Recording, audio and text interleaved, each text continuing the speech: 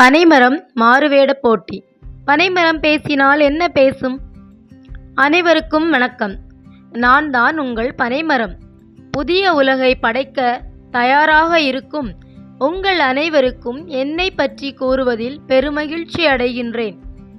நான் ஒரு கிளையில்லா உயரமான மரமாகும். ஒருமுறை என்னை மண்ணில் விதைத்து பாருங்கள்.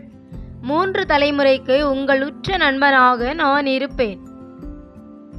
என்னுடைய வேரிலிருந்து நுனி வரை எல்லா பாகங்களும் உங்களுக்கு அளவற்ற பயன்களை அள்ளித்தரும். அதனால் என்னை கற்பக விருட்சகம் எனவும் அழைப்பர். வறண்ட இடமென்று வருந்தாமல், செழித்த இடமென்று செருக்கு கொள்ளாமல், எங்கே நின்றாலும் நேர்மைக்கு அடையாளமாய் நேராய் வளரும் தன்மை கொண்டவன் நான். என் மரத்திலிருந்து கிடைக்கும் பதநீர் உடலுக்கு குளிர்ச்சியை தரும். பதநீரை காய்ச்சினால் கருப்பட்டியாவேன். இது உங்கள் உடலில் இரும்பு சத்தினை அதிகரிக்கும். என் மரத்தின் காய்ந்த ஓலைகள் வீடுகளுக்கு மேற்கூரையாகவும், பச்சை ஓலைகள் விசிறியாகவும் பயன்படும். கோடை காலத்தில் கிடைக்கும் நுங்கு உடலுக்கு குளிர்ச்சியை தரும்.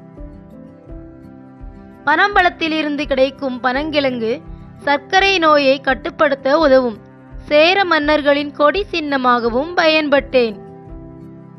பச்சை பனை ஓலையை பதப்படுத்தி ஓலை சுவடியாக உங்கள் முன்னோர்கள் என்னை பயன்படுத்தினார்கள். என் மரத்தின் தண்டு வீடுகளுக்கு தூணாகவும் மேற்கூரைக்கு சட்டமாகவும் பயன்படும். எத்தனை வறட்சி ஏற்பட்டாலும் அதிக அளவு நிலத்தடி நீரிலே என்னுள் ஈர்த்து கொண்டு உங்களுக்கு அதிக நன்மைகளை அள்ளித்தருவேன். அதனால்தான் நமது அரசு என்னை தமிழ்நாட்டின் மாநில மரமாக அறிவித்து என்னை பாதுகாக்க தனி சட்டம் கொண்டு வந்துள்ளது.